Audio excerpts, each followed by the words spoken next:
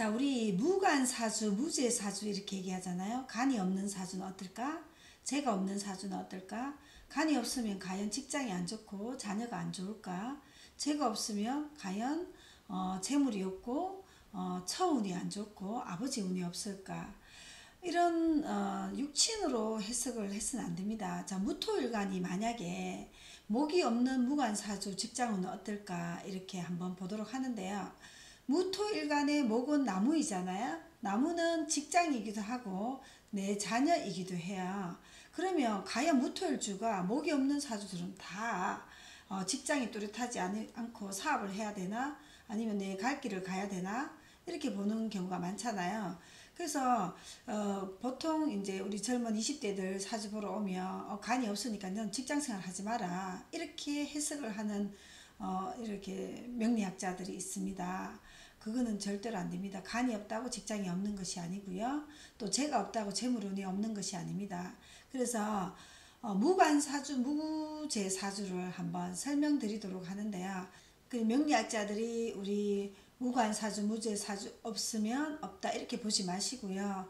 어느 계절에 어떻게 태어나서 내가 필요한 용신이 있는지, 내가 필요한 기운이 있는지, 또 대운이 그렇게 잘 가고 있는지 이걸 보시면 그 사람이 운이 잘 가고 있으니 괜찮다고 이렇게 보시면 돼요. 단지 우리가 사회생활 하는데 운이 잘 가도 연애가 갑자기 잘 안 된다든지 깨질 수도 있고요. 또 우리가 바깥에 성질은 잘 되는데 집에서 좀 싸움이 일어난다든지 그거는 틀립니다. 그래서 우리가 바깥 활동하고 집안일하고는 또 사주팔자의 정관과 지지를 다 봐야 되는데요.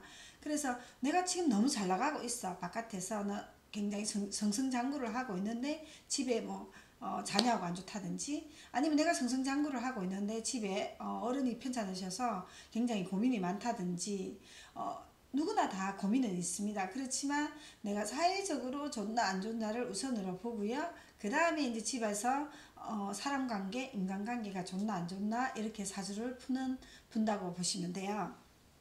자, 무토일간 목이 없는 무간사주를 열어보았습니다. 자, 이 사주는 우리가 본원이라 하는 게 사주라고 얘기했죠. 본인입니다. 본인이 나입니다. 나로 보죠. 근데 무토일간의 목은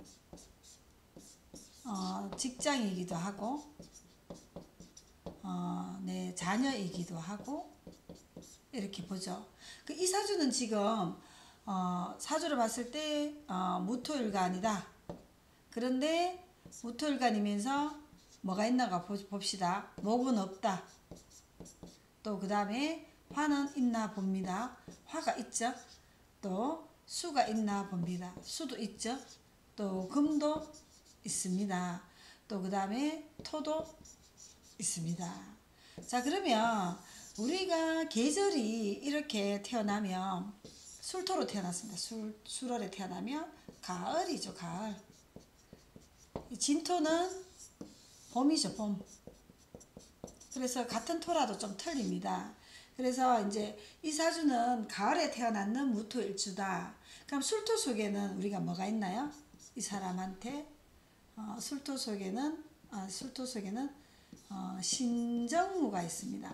그러면 우리가 가을에 신정무라는 게 있어서 신금이 역할을 하는 계절입니다.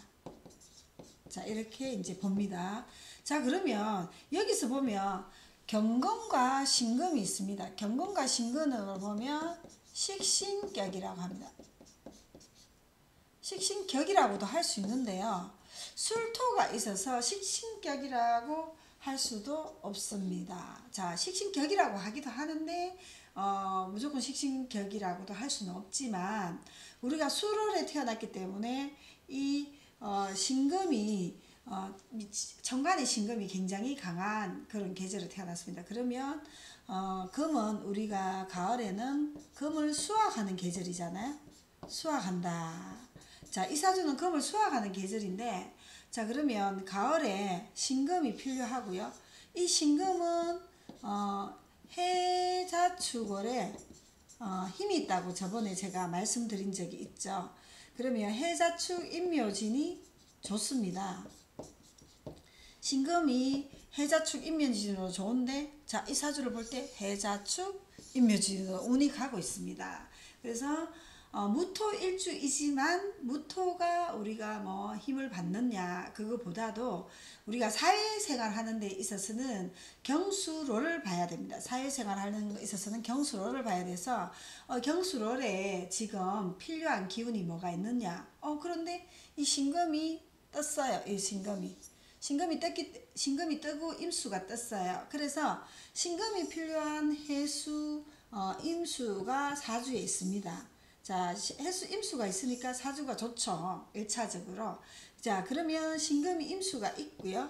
또 우리가 가을이니까 이 경금도 조금 우리가 다듬어 줘야 되죠. 다듬어 주면 참 좋겠죠. 왜 그러냐면 신금하고 술토하고 합해서 신유술 우리가 방합이 되어 버립니다. 가을 방합이 되어 버리죠. 그래서 이 사주로 말할 것 같으면 경금이 또 필요한 게 또 정화가 있어야 됩니다. 정화. 그래서 이 사주로 말할 거면 신금의 임수도 있다.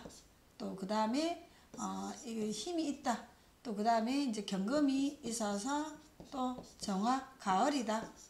이 두 가지가 있어야 되는 사주인데 딱 있어요. 그래서 이렇게 보면 임수, 정화, 술토, 경금, 또 오화도 있습니다. 그래서 이 사주는 참 좋습니다. 일단 뭐 사람 성격을 떠나서 일단은 좋은 사주다. 왜? 또 해수대운, 임수대운으로 운이 흘렀어요. 그래서 저한테 이제 딱 왔을 때 제가 그렇게 말씀드렸어요. 사주 너무 좋다고. 굉장히 이렇게 취직도 원만하게 바로바로 대학 졸업하자마자 되었다고 하니까 바로 되었대요. 본인은 이상하게 운이 좋더라 이렇게 얘기를 하더라고요. 그리고 지금 또 입시 때 요때 입시대원에도 이것도 괜찮았거든요. 그러면 15살에서 20살이죠. 그래서 우리가 사주가 아무리 좋고 똑똑해도 대운이 잘 가야 됩니다. 대운이 이게 입시운이 잘 갔습니다. 그래서 이 사람은 입시운이 굉장히 잘 갔어요. 그리고 또 직장 잡아야 되는데 직장운도 잘 갔어요. 그러면 자기가 사주에 필요한 용신이 있으면 직장을 잘 갑니다. 자, 무관 사주라고 직장이 없을까요? 아닙니다. 절대 아닙니다. 자기 사주가 어느 계절에 태어났느냐. 봄에는 목이 있어야 되겠지만 무관 사주니까 사주가 운이 어떻게 가느냐. 가을에 태어났으니까 우리가 가을은 어떻게 됩니까? 나무를 자라게 하는 계절이 아니잖아요. 봄에는 우리가 나무를 자라게 하는 계절이기 때문에 식목일이 있죠. 식목일은 봄에 있죠. 봄에. 그래서 우리 가을은 좀 다르게 봐야 된다. 무관인 사주도 굉장히 운이 괜찮게 갔다. 그래서 여러 가지로 이제 이 사람은 괜찮습니다. 그런데 직장 운은 괜찮은 사람이죠. 그죠? 그런데 이제 직장이 굉장히 빨리 되고 금융계통으로 시중 우리 지방은행이 아니고요. 금융계통이 좀 좋은 금융계통에 가서 잘 이렇게 승진도 잘 되고 하고 있는데요.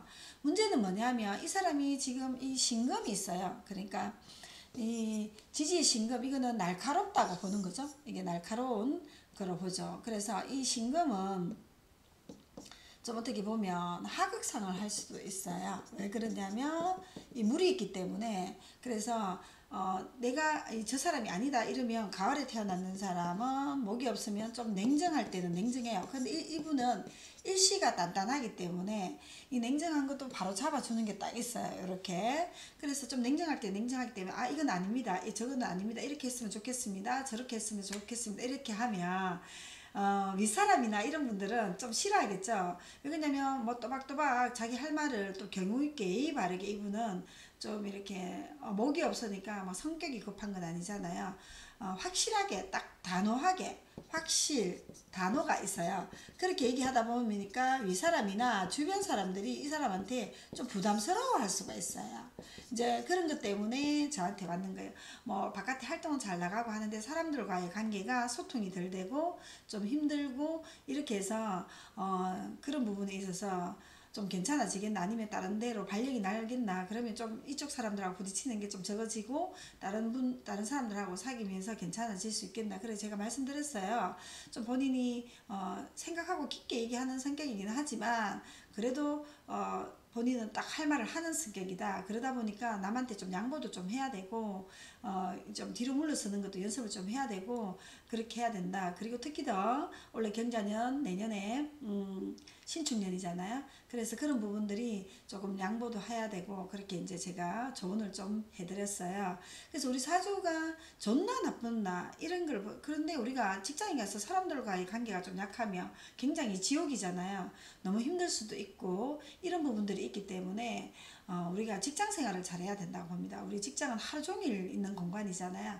그래서 이 사람은 사주 자체는 굉장히 이렇게 좋은 게 많이 있습니다. 정화, 경금, 임수, 또 임수를 갖다가 생겨주는 지지, 술토, 또 오화, 사화 이렇게 굉장히 조화를 잘 이루는 사주예요. 그래서 또 그런데 어릴 때 운도 이렇게 나름 잘 갔기 때문에 본인이 쑥쑥쑥쑥 운이 잘 풀렸어요. 그렇지만 사람은 또 한번 또 힘든 운도 있을 수도 있고 또 이 축토 이런 또 물론 이제 충을 하는 운이 와요. 그래서 여러 가지 변화가 많이 일어나는데요. 자, 우리 사주팔자는 목이 없다. 이 사주는 무관이다. 자, 무관이면 우리 직장생활 하지 말라고 얘기합니다. 어떤 명리학자들은 대체로 80%가 당신은 무관이기 때문에 간이 없어서 직장생활 하지 말고 네 장사하든지 니거 하든지 니 사업하든지 이렇게 얘기해요. 물론 이분도 상간격, 식신격 이렇게 해서 상간이 강하게 두드러지기 때문에 남한테 간섭받는 걸 많이 싫어합니다. 그렇지만은 우리가 이제 일단 이분이 직장운이 좀 좋게 가기 때문에 이렇게 이제 직장생활 아직까지는 해야 된다. 뭐 물론 말년이나 50대 넘어서서 본인이 직장생활 안 하는 것도 괜찮겠지만 아직까지 미혼입니다. 미혼이고 뭐 연애 이런 걸 떠나서 굉장히 사람과의 관계가 소통이 안 되어서 왔습니다. 근데 사주는 굉장히 잘 태어나서 자기 하고자 하는 거는 무조건 좀 잘 되는 운이었다. 이렇게 보면 됩니다. 자, 이상으로서 오늘 무토일과 목이 없는 무관사주를 설명드렸는데요. 다음에는 이제 무재사주, 우리가 재가 없다고 돈이 없다고 이렇게 해석하는 경우가 많아요. 그런 사주를 또 한번 풀어보도록 하고요. 또 이 사주 같은 경우는 무토일지가 목이 없는 사주가 만약 여자 사주로 태어났다면 당신은 남편이 없다 이렇게 해석하는 경우가 많아요. 그렇지는 않습니다. 이렇게 무관사주이면서도 굉장히 팔자 편하게 가는 그런 사주예요. 그래서 여자 사주라도 이 사주는 뭐 괜찮다 이렇게 보는데 내 것 또박또박 내 직장생활 하고 그래도 여자 사주라도 이 사주는 괜찮다 봅니다. 자, 무재사주, 무관사주 우리가 너무 걱정 안 하셔도 됩니다. 무관이라고 또 남자들은 자녀운이 없다 이렇게 명리학자들이 해석하는 경우가 있어서 그런 부분은 많이 배제해야 된다고 봅니다. 이상으로서 무토일간 목이 없는 무관사주를 설명드렸습니다. 제 강의가 좋으면 좋아요, 구독 부탁드리겠습니다. 감사합니다.